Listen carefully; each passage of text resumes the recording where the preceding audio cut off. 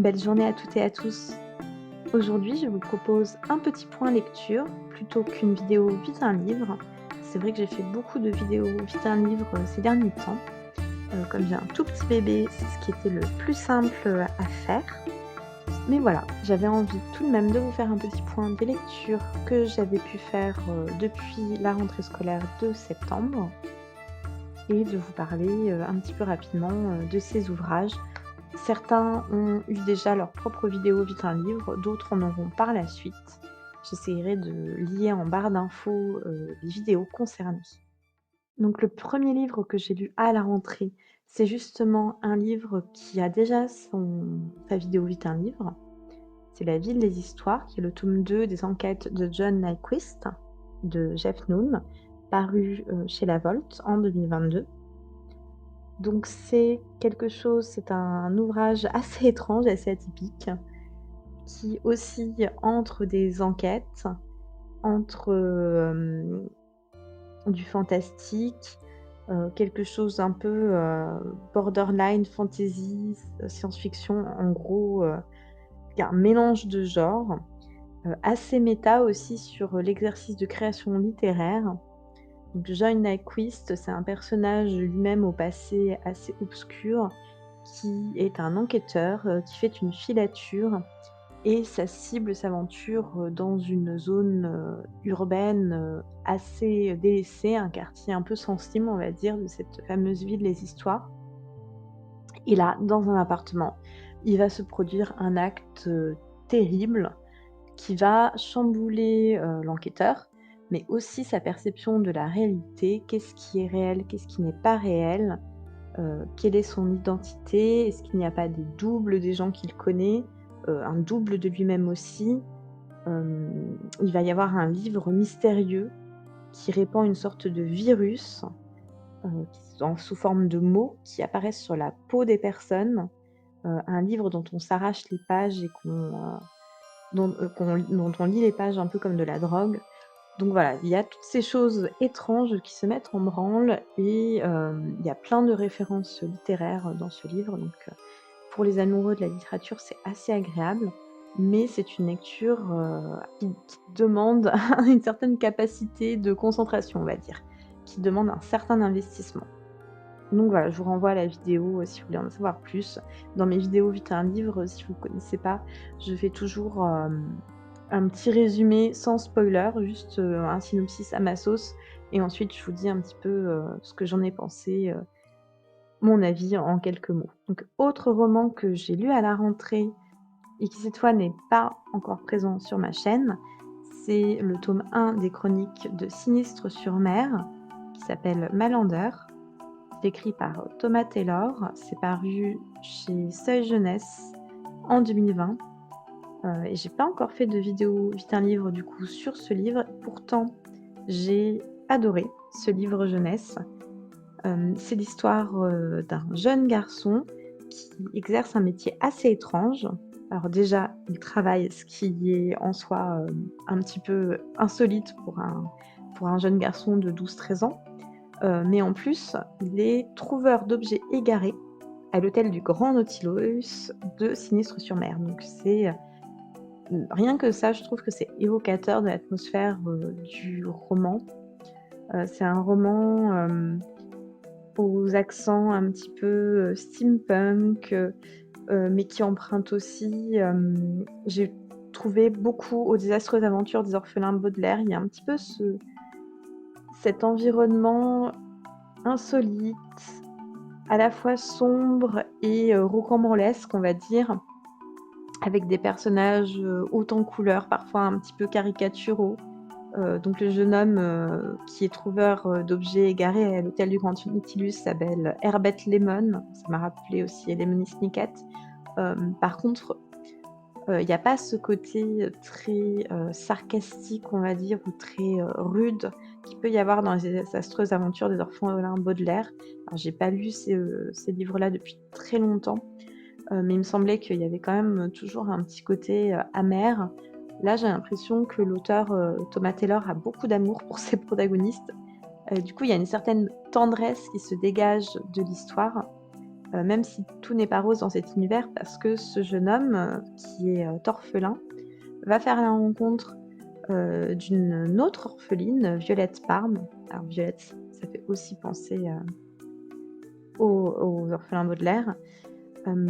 Donc Herbert Lemon est amnésique, Violette Parme a perdu ses parents, donc elle fait appel à lui parce qu'il est trouveur d'objets égarés, donc elle lui dit: «J'ai perdu mes parents, est-ce que tu peux les retrouver?»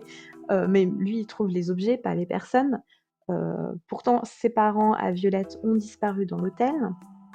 Hem, donc il va essayer plus ou moins de l'aider, surtout que cette Violette est poursuivie par un pirate, une espèce d'être, étrange, patibulaire et donc Herbert, va se retrouver malgré lui pris dans cette enquête qu'il ne veut pas mener en essayant de la protéger, du pirate.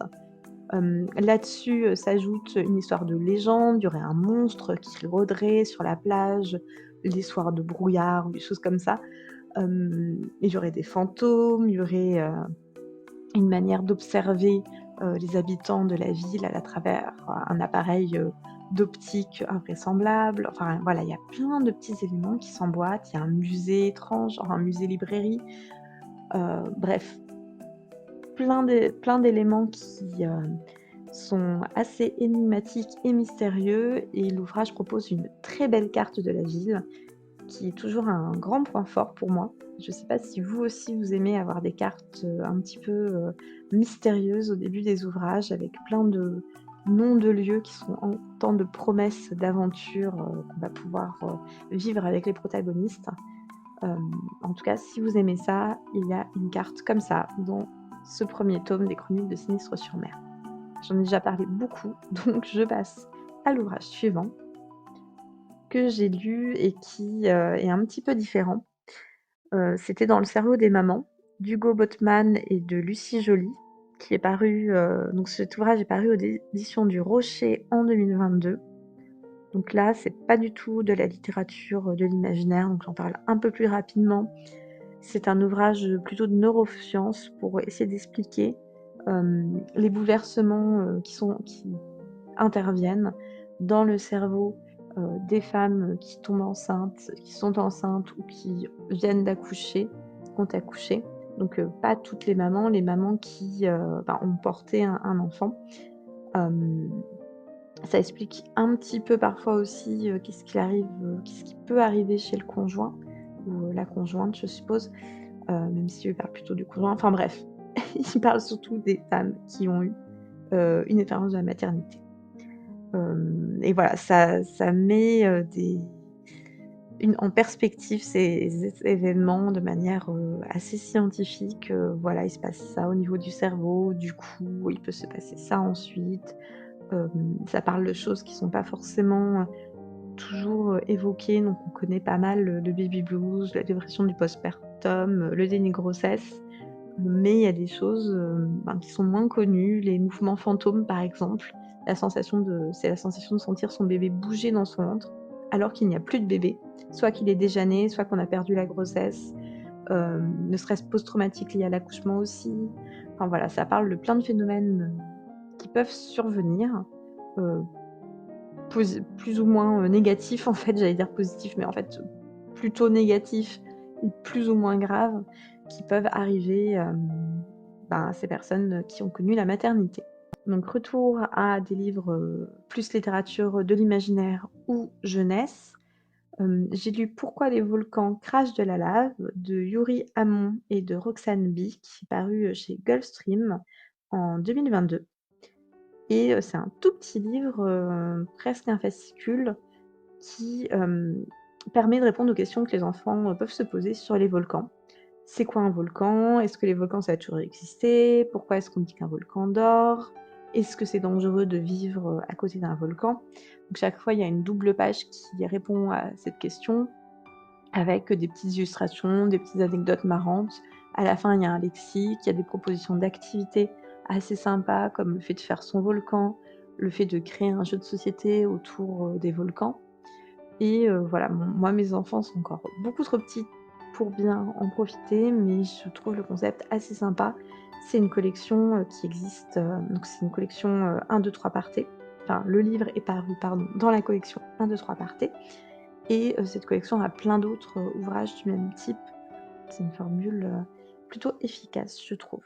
Ensuite et là, ça a à nouveau fait, l'objet d'une vidéo vie d'un livre, j'ai lu le tome 2 des Monstres de Rookhaven, qui s'appelle Les Ombres de Rookhaven. C'est écrit, et je n'arrive toujours pas à prononcer son nom, par Padraig Kenny, illustré par Edward Beatson et paru chez Lumen en 2022. Donc c'est la suite, des Monstres de Rookhaven, donc c'est en gros l'histoire d'une famille qui vit dans un manoir de Rookhaven et cette famille est assez étrange. On pourrait presque les qualifier de monstres, en fait. Ils ont des capacités surnaturelles, ils apparaissent, heu, dans le monde, en sortant, d'une sorte, de salle des orbes, enfin en sortant d'une espèce de vide cosmique. Donc ce sont des êtres assez étranges. Dans ce tome 2, Jem et Tom sont partis. Le manoir est un peu en effervescence parce qu'il y a un grand événement qui doit se produire et qui arrive très, très rarement, donc cet événement s'appelle la Grande Configuration, je crois que ça n'arrive qu'une fois par siècle et donc tous les membres de cette famille, de monstres, les membres, éloignés y compris, se réunissent au manoir et parmi eux, parmi ces personnes qui vont venir se trouve Billy et qui pourrait être contraint, de faire, de commettre certains actes, dans le manoir pour protéger, sa petite sœur qui a été kidnappée par, des personnes peu scrupuleuses. Donc on ignore au départ, quelles sont vraiment leurs intentions, quels sont les actes qu'ils ont demandé, à Billy de commettre et donc ça se dévoile progressivement en cours d'ouvrage. Donc je l'ai plutôt moyen aimé, un peu moins que le premier tome que j'avais vraiment adoré et surtout j'avais adoré les illustrations. Cette fois-ci, j'ai trouvé que les illustrations étaient un petit peu moins présentes, que, le texte était un peu moins intéressant puisqu'on oscillait moins entre le monde des humains et le monde des monstres. On est plutôt, côté monde des monstres, on va dire et du coup, il y a moins de, comment dire? De réflexion philosophique sur qu'est-ce qu'est être un monstre. Il y en a un petit peu, mais c'est pas aussi, bien fait, on va dire tout simplement que dans le 1er tome. Ensuite, j'ai lu Le Dernier Lion d'Albâtre de d'Anna B. Chalice, qui est un livre, jeunesse, paru chez Gulfstream en 2022, un livre jeunesse mais plutôt, adolescent. C'est l'histoire d'une jeune fille qui a été capturée en tant qu'esclave et qui, va réussir, à attirer l'attention malgré elle de la royauté. Cette, famille royale veut utiliser cette jeune fille, qui s'appelle Ashtiri, pour, résoudre un grand problème qu'ils ont. C'est-à-dire qu'il y a une armée, qui essaye de les envahir. Il y a une espèce de fléau qui, s'abat sur, leur territoire et donc ils veulent l'envoyer en quête d'un être légendaire, le dernier lion d'Albâtre et évidemment, tout va pas forcément bien se passer. Ils lui promettent de libérer, sa sœur et sa meilleure amie, mais elles sont quand même prises en otage en attendant et cette jeune fille, Ashti, va devoir faire le chemin avec l'un des fils du roi qui est un petit peu le fils, que le roi n'aime pas tout simplement et qu'il aimerait bien voir disparaître. Donc on va dire que, non seulement leur quête semble impossible, il y a un fléau qui s'abat sur le territoire et en plus le roi n'a pas forcément envie finalement que, la quête aboutisse. Donc c'est un environnement, inspiré de l'Égypte antique. Moi je dois avouer que j'ai pas trop accroché à ce livre. Donc j'ai reçu ce livre sous forme de service presse et je sais que parfois il y a des gens qui reçoivent des services presse et qui n'osent pas critiquer. Parce qu'ils ont peur qu'après les maisons d'édition ne leur envoient plus de service presse. Moi, c'est pas trop mon genre. J'avoue que quand je n'aime pas, je le dis et là, en l'occurrence, j'ai vraiment pas accroché. Je pense que c'est surtout dû au style de l'auteur qui essaye beaucoup d'instruire les jeunes lecteurs et du coup, il y a beaucoup de mots, de vocabulaire, assez recherchés mais qui, au final, tombent un peu à plat. On fatigue un peu de lire, tous ces mots, compliqués alors qu'on aurait pu dire les choses beaucoup plus simplement. Je dis ça et moi je vous explique les trucs de manière très, très alambiquée à l'oral, mais bon. voyez ce que je veux dire? Il y a des phrases un peu lourdes et vraiment au bout d'un moment j'en pouvais plus. Je l'ai vraiment lu parce que pour le coup c'était un service presse, mais si ça avait pas été un service presse, j'aurais abandonné ma lecture, carrément. Hem, alors même que c'est un livre jeunesse et donc a priori c'est plutôt accessible. Mais voilà, c'était pas et pourtant l'objet livre en lui-même est magnifique. Si vous le voyez en librairie, lisez les premières lignes, voyez si vraiment le style de l'auteur vous convient ou pas et si ça vous plaît, ben, vous aurez de toute manière entre les mains, vous le verrez tout de suite, un très beau livre avec une couverture qui se déplie pour qu'on puisse voir la carte. La carte est à l'intérieur de la couverture, on peut enlever la couverture. Voilà, c'est vraiment un objet quand je l'ai reçu. J'étais folle de joie parce qu'il était magnifique et ensuite j'ai juste déchanté à la lecture. Mais voilà, si le style de l'auteur ne vous effraie pas, si ça vous convient, je pense que vous serez très content d'avoir, cet objet dans votre bibliothèque. Ensuite, j'ai lu le tome 2 de, Bone Season, L'Ordre des Mimes, qui est écrit par, Samantha Shannon et qui est paru chez J'ai lu en 2022. Donc j'avais bien aimé le premier, mais j'avais pas été, non plus, complètement, subjuguée, on va dire. Et là, ce tome 2, je l'ai beaucoup plus aimé. Il faut dire qu'à la fin du tome 1, il y a une novella qui, se passe à Londres et ça m'avait, bien plus plu que le tome 1 qui ne se passe pas à Londres. Donc voilà, ce tome 2 se passe entièrement à Londres et me l'a rendu beaucoup plus, sympathique. Donc de quoi ça parle, Bone Season? C'est un futur dystopique dans lequel, les voyants, sont soumis, à, ben, tout simplement sont réduits en esclavage, oppressés, opprimés, tout ce que vous voulez, exécutés. Hem, donc les clairvoyants au sens large, il y a plusieurs ordres de voyants. Il y a des personnes qui, peuvent juste, lire l'avenir. Il y en a comme l'héroïne Paige qui peuvent aller, dans le un petit peu dans l'esprit, on va dire, des autres personnes. Je vulgarise à outrance, je reprends pas tous les termes, de l'univers. Il y a plein de notions qui sont abordées, de territoire des rêves et cetera.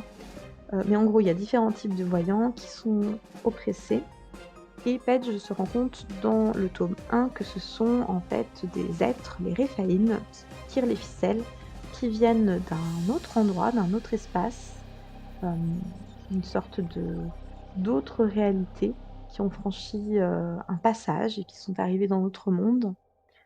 Donc elle découvre ça dans le tome 1 et qu'il y a des sortes de camps de prisonniers de voyants dans lesquels, les Réphaïm font leur marché pour trouver des esclaves. Elle arrive spoiler, alors si attendez, si vous n'avez pas lu le tome 1, non, je vais pas vous dire spoiler, donc si vous avez lu le tome 1, vous savez ce dont il est question. Si vous ne l'avez pas lu et que ça vous intéresse, à partir de là, lisez-le. Mais toujours est-il que dans le tome 2, Paige continue à, lutter, ce qu'elle fait déjà dans le tome 1, contre les Réphaïm, parce qu'elle considère qu'il faut, les renverser et renverser cet ordre humain qui collabore avec eux et qui conduit à réduire les siens en esclavage. Paige, on le sait déjà dans le tome 1, elle fait partie de la pègre des clairvoyants et ben, voilà, au sein de cette pègre, elle va essayer de tirer les ficelles pour faire éclater la vérité, pardon, au grand jour. Et c'est loin d'être évident puisqu'il y a des assassinats qui sont commis au sein de la pègre et qu'elle est bien vite désignée comme la coupable, alors même que, vous imaginez bien, elle n'a rien fait. Donc l'ambiance est très tendue et voilà, c'est, vraiment très, très prenant. Ça m'a bien plus plu que le premier tome et j'ai hâte de lire la suite puisqu'évidemment, il y a une suite. Mais bon, je passe à l'autre livre. Si ça vous intéresse, j'avais fait une vidéo Vite un livre, je crois que c'était la vidéo numéro 16, je la mets en barre d'infos sur le premier tome. Je sais pas encore si je vais faire une vidéo sur le second tome.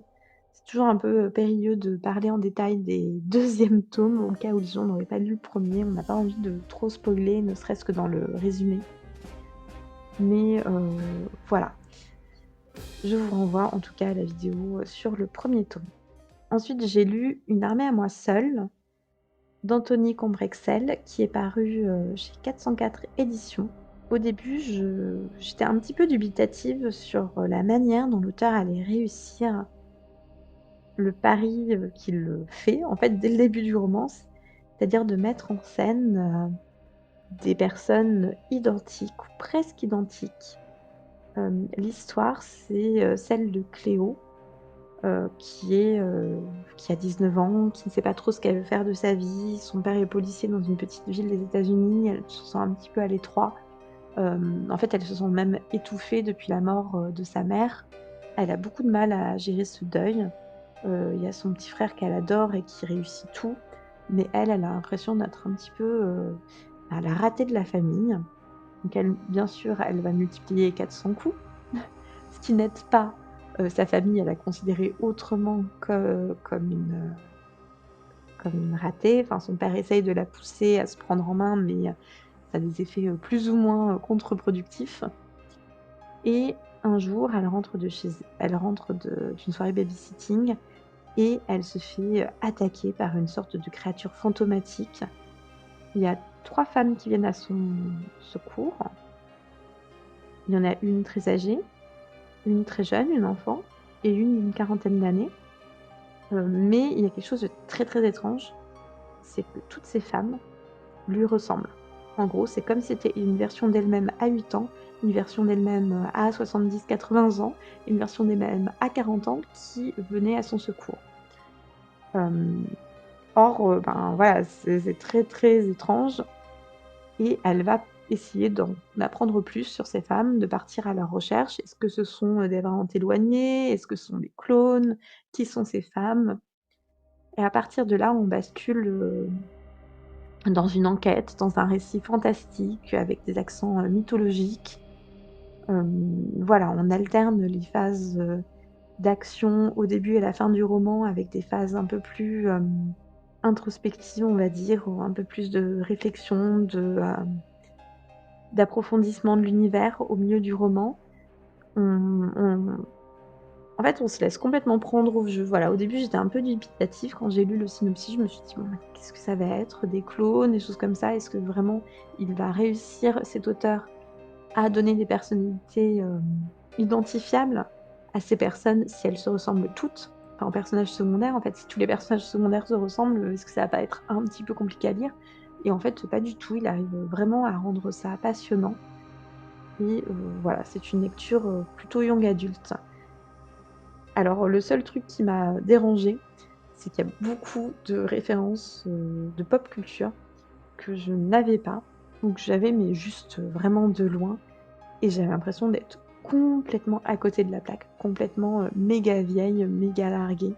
Alors que bon, en fait, j'ai le début de la trentaine, donc je suis pas super jeune, mais je suis pas non plus, une vieille croulante, on va dire. Enfin, je sais pas. Du coup, j'ai pris un coup de vieux en lisant ça. Je pense que ça s'adresse à un public qui a plutôt, la vingtaine max, voire qui est adolescent. Mais voilà, vous pouvez le lire si vous êtes plus vieux et si vous n'avez pas peur d'être largué ou si tout simplement si vous suivez plus, l'actualité, ben, de la musique, de la pop culture, des célébrités et cetera, actuelles. Donc le livre, suivant que j'ai lu, j'en ai aussi fait une vidéo, Vite un livre. C'est The Savage Song, le tome 1 de Monsters of Verity de, V.E. Schwab. Donc là aussi, il est question de monstres, comme beaucoup dans les lectures que j'ai faites, depuis la rentrée. Donc on est un petit peu à notre époque, mais dans une réalité alternative où, suite à la guerre du Vietnam, les États-Unis sont entrés en guerre civile et un phénomène, étrange s'est produit. Il y a des monstres qui sont apparus, des sortes d'ombres, des sortes de vampires et puis, des créatures un peu plus mystérieuses, un peu plus énigmatiques, dont fait partie l'un des protagonistes de l'histoire. Le but de ce protagoniste, c'est d'affronter les autres créatures qui sont, malfaisantes et qui naissent, des méfaits commis par les humains. Donc si quelqu'un, par exemple, tue une autre personne, ça va créer un monstre. Donc voilà, la violence crée des monstres qui, sont eux-mêmes violents. L'autre personnage qu'on suit, c'est la fille, du dirigeant d'un quartier, d'une ville du quartier nord, qui, lui ne lutte pas contre les monstres, mais prend l'argent des habitants de la ville, donc le dirigeant, pardon, le père de la protagoniste, prend l'argent des habitants de la ville pour en gros, acheter leur sécurité et pactise un petit peu avec les monstres. Donc cette jeune fille essaye de se montrer à la hauteur de ce père, en s'endurcissant, en étant assez cruelle, mais elle va vite se rendre compte que c'est pas si facile que ça et que peut-être que c'est pas sa vraie nature. Je vous renvoie à la vidéo, Vite un livre, pour plus de détails. Pour faire vite, c'est un livre qui contient les points forts, mais aussi, les points faibles de, l'auteur, de Victoria, Schwab. C'est-à-dire qu'elle arrive très bien à, nous mettre dans la tête de ses protagonistes. Il y a beaucoup de moments introspectifs où on suit leur cheminement, leurs pensées. Il y a des scènes d'action qui sont assez rythmées, assez sanglantes, parfois même on a l'impression qu'elles sont chorégraphiées. Il y a des monstres assez bien trouvés, voilà. Mais, la construction d'univers est peut-être, un petit peu plate, un petit peu, creuse. Et puis, certains des comportements des protagonistes sont un petit peu étranges, donc même si elle nous met souvent dans leur tête, eh bien, parfois, ils font des choses, un peu rapidement ou plutôt les relations qui se nouent entre eux, sont un petit peu artificielles. Voilà, c'est, un équilibre, entre points négatifs, points positifs. Moi, j'ai plutôt bien aimé, je suis plutôt fan de l'auteur, mais je comprendrais que des personnes, puissent ne pas apprécier. Enfin, le dernier livre que j'ai lu et chroniqué sur le site des Chroniques de l'Imaginaire, c'est, un recueil de Ken Liu, Jardin de poussière, qui est paru, chez Folio SF. Il y a 25 nouvelles et je vais pas toutes vous les détailler. Dans ma chronique, je les détaille, toutes, donc je vous y renvoie, si vous voulez en apprendre plus. Je vais pas faire une vidéo parce que ce sera peut-être un peu trop pénible, à détailler. J'avais déjà fait une vidéo d'un recueil, mais en fait, c'est un petit peu pesant, je pense. Enfin, vous me direz si jamais vous l'avez vu, c'était, un recueil de Ted Chiang. Je vous mets aussi le lien en barre d'infos. Vous me direz si c'est un peu trop pesant le format recueil en vidéo vite un livre. Et sinon, si ça vous a plu, ben, j'essaierai de le faire pour d'autres recueils. Mais là, voilà, il y a 25 nouvelles. Il y a des thèmes qui reviennent, en diagonale, en fait, dans tout le recueil. Hem, j'ai l'impression que, même si je connais assez peu l'auteur, que le thème de l'identité, du rapprochement entre les cultures, de transmission, intergénérationnelle, entre les générations, voilà, de transmission d'une identité, transmission d'une culture, sont des thématiques, phares pour lui. La parentalité, l'éducation, hem le rôle de la technologie dans tout ça, à la fois dans le rapprochement des cultures, dans l'exercice de la parentalité, dans la manière dont on va pouvoir transmettre, hem, un héritage culturel, et personnel. Voilà, ça, c'est les grandes thématiques que j'ai trouvées, à son recueil, à son ouvrage. Il y a une nouvelle que j'ai particulièrement aimée, c'est Souvenirs de ma mère. C'est une nouvelle dont j'avais vu un court métrage. Ça a été adapté en fait, par, David Gadi. Donc le court métrage est tout aussi, poignant que la nouvelle. C'est l'histoire d'une jeune mère de famille qui apprend qu'elle a plus que quelques années à vivre et on lui donne la possibilité, d'aller sur un vaisseau spatial. Donc dans la nouvelle, c'est un vaisseau spatial, dans le court métrage, je crois que c'est une station spatiale et de travailler là-bas et d'hiberner entre-temps. Enfin, elle est mise en stase. Quand elle ne travaille pas, ça prolonge la durée de sa vie et tous les 7 ans, elle a le droit de rendre visite pour, 1 journée à sa fille et donc elle l'a su en pointillé au cours de sa vie et même avant d'être mère, je trouvais ça assez poignant et maintenant que je suis mère, je trouve ça encore plus fort. Voilà et puis il y a des nouvelles un peu moins, chargées émotionnellement, on va dire, mais assez belles. Donc par exemple, je sais pas, Rapport d'effet à cause, j'ai trouvé ça très, très drôle, ça joue avec le voyage, temporel. on est dans un vaisseau spatial, qui se fait attaquer et la personne a la possibilité de revenir en arrière dans le temps et donc essaye de trouver un moyen de ne pas mourir tout simplement, que son vaisseau, sorte indemne de l'affrontement et voilà, j'ai trouvé ça assez jouissif comme lecture. Donc voilà, il y a un petit peu différents styles de nouvelles, mais il y a des thématiques qui reviennent, assez régulièrement. Ensuite, je vais essayer de faire plus vite parce que ça fait déjà un moment que je vous parle. Il y a des livres que je n'ai pas encore chroniqués, mais que j'ai finis. Je vais vous livrer des avis, très rapides. Donc j'ai lu, Camille et les fantômes, de Gergovie, d'Axel Collot. Donc c'est paru chez Actu SF, c'est un livre, jeunesse, très, très jeunesse pour le coup. Je pense que ça se lit quand on a 8-10 ans. Quand on est adulte, on trouve très vite le fin mot de l'histoire, qui est le grand méchant du livre. Mais quand on est enfant, ça peut être un peu plus, énigmatique, on va dire. C'est l'histoire d'une petite fille, qui est une sorcière et ses parents divorcent. Donc elle doit quitter le logement qu'elle occupait, d'habitude et elle va vivre temporairement avec son père chez sa grand-mère, paternelle qui est aussi une sorcière. Contrairement à son père qui n'a pas hérité, d'autant de dons magiques, on va dire. Et donc c'est un nouveau décor, elle a un petit peu peur, d'aller à l'école parce qu'il faut pas vraiment qu'elle montre qu'elle est une sorcière et qu'il faut pas qu'elle montre qu'elle est différente. Mais elle a peur d'être mise de côté, mise à l'écart parce qu'elle est quand même différente, ça se sent même si elle essaye de pas le montrer. Et elle va faire la rencontre, de son voisin, Jalil.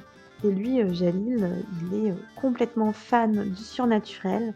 Il va vite se rendre compte qu'il y a un truc un petit peu spécial avec sa voisine, mais évidemment elle peut pas lui dire qu'elle est sorcière et donc il va mener l'enquête.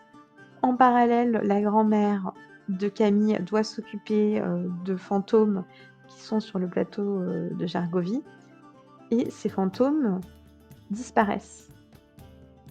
Donc il y a une autre enquête à ce moment-là, à résoudre. Surtout que la grand-mère ne va pas tarder à être appelée à une sorte de conseil, des sorcières et donc c'est à Camille de s'occuper des fantômes, mais aussi à Camille de protéger les 10 fantômes, contre ce qui leur arrive. Donc voilà, ça se lit assez rapidement quand on est un adulte, mais c'est quand même, très agréable à parcourir. C'est plein de bons sentiments, c'est une belle histoire, d'amitié, même si voilà, côté enquête, si vous êtes adulte, vous allez très vite voir venir le truc. Si vous êtes enfant, un peu moins, comme je l'ai dit. Ensuite, changement, total, d'ambiance. Je voulais vous en parler là, même si je l'ai pas chroniqué, parce que c'est un ouvrage plus pour Halloween. Pour le coup, vraiment pour les adultes, à ne pas mettre entre les mains des enfants, surtout les enfants de 8-10 ans. C'est 47 Allées du Lac de Peter James. C'est paru chez Fleuve Noir et c'est une histoire de maison hantée. Une maison hantée, mais une maison hantée un peu particulière puisque c'est une nouvelle maison hantée. C'est la fameuse histoire, du, comment dire? Lotissement qui est construit sur un terrain qui a une histoire. Alors là, c'est pas un cimetière indien, ça se passe en Angleterre, mais en gros, il y avait un manoir sur, l'emplacement où a été construit, le lotissement et donc ce lotissement est construit. Il y a quelques maisons qui sont vendues, il est encore en train d'être construit. En fait, il y a plusieurs phases comme dans les vrais lotissements et il y a un couple qui va acheter, une demeure, la demeure vedette, on va dire, la plus belle demeure du lotissement, une sorte de manoir mais moderne. En fait, c'est comme s'ils avaient rasé le manoir, ils avaient reconstruit un manoir par-dessus mais à la sauce, super high-tech et donc ce couple achète ce manoir et évidemment il va y avoir des choses étranges qui vont se produire. Ça arrive assez vite dans le livre, voilà. Je ne sais pas honnêtement, j'ai pas encore écrit la chronique et du coup, je sais pas encore trop quoi en penser. C'est une lecture encore assez fraîche. J'oscille entre le positif et le négatif pour tout dire. J'ai bien aimé ma lecture, j'ai vraiment, voilà, ça se lit, c'est une lecture popcorn en fait.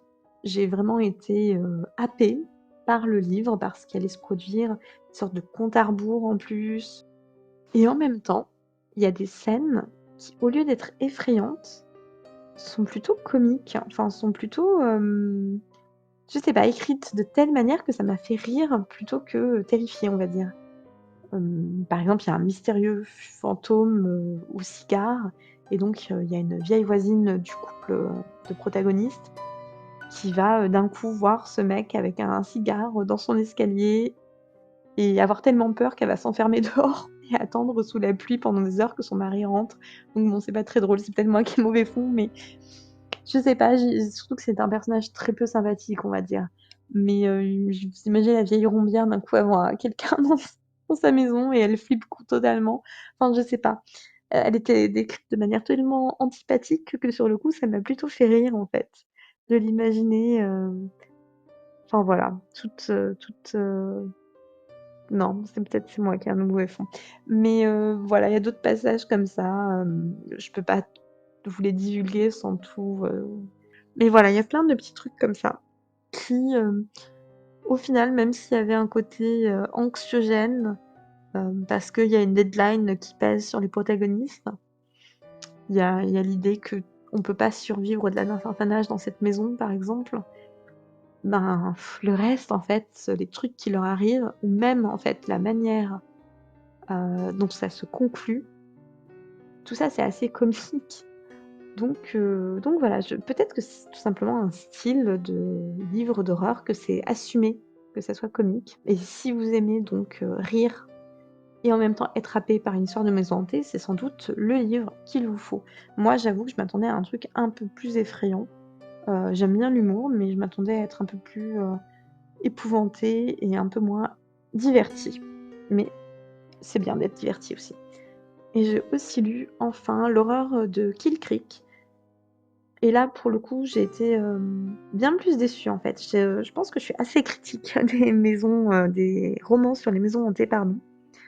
Donc là, c'est l'histoire, d'écrivains qui sont conviés dans une maison hantée à l'occasion d'Halloween et en gros, cette maison a un passé, où il serait passé des choses, soi-disant, assez terribles. Mais ben, voilà, ça m'a pas vraiment, emballée. On comprend pas, enfin l'explication sur pourquoi, cet endroit est, maudit, hanté, ça m'a pas convaincue et je préfère pas trop en dire parce que c'est vraiment un livre qui m'a pas trop plu. Il y a quelqu'un d'autre qui l'avait lu, qui a même plus aimé, qui l'avait lu sur le site des chroniques de l'imaginaire, pour lequel je fais des chroniques. Donc je vous renvoie à sa critique, donc c'est, ma collègue, chroniqueuse Thémis R qui avait bien plus aimé, on va dire, même si elle mettait, quelques réserves elle aussi. Donc je vous renvoie à ce commentaire. Tout ça pour dire que, j'ai trouvé, vraiment ce livre décevant. Contrairement à 47 allées du lac qui m'avait dévertie, celui-là, l'horreur de Kill Creek m'a plutôt ennuyée, on va dire. J'aurais aimé que ça soit aussi divertissant. Et donc voilà pour un tour, d'horizon de mes lectures, de mes lectures depuis la rentrée. Donc là, j'ai plusieurs lectures en cours. Je lis, le tome 3 de la chronique, des joyaux de Mélanie Dufresne, donc qui s'appelle, le Zénith nacré pardon et pas le Zénith sacré, le Zénith nacré. Je lis aussi La dernière arche de Romain Bennassaya, qui est paru chez Pocket. Et je suis également en train de découvrir, de nouvelles séries de mangas. Donc pour l'instant, j'ai juste feuilleté, j'ai pas, vraiment lu encore. C'est Wild Police Story qui se passe, dans l'univers, du détective, Conan et de Yasuka's Guide to Babysitting et tout ça, c'est paru chez Kana. Mais voilà, j'ai juste pour l'instant parcouru. Et donc je vous en parlerai, dans une prochaine, vidéo sur mes lectures. J'essaierai de faire une vidéo, un peu comme ça, tous les 2 mois. Je sais pas si le format, vous plaira ou pas. En attendant, je vais quand même, continuer les Vite un livre et voilà. Je vous souhaite de bonnes lectures et encore une fois, une très belle journée. À bientôt.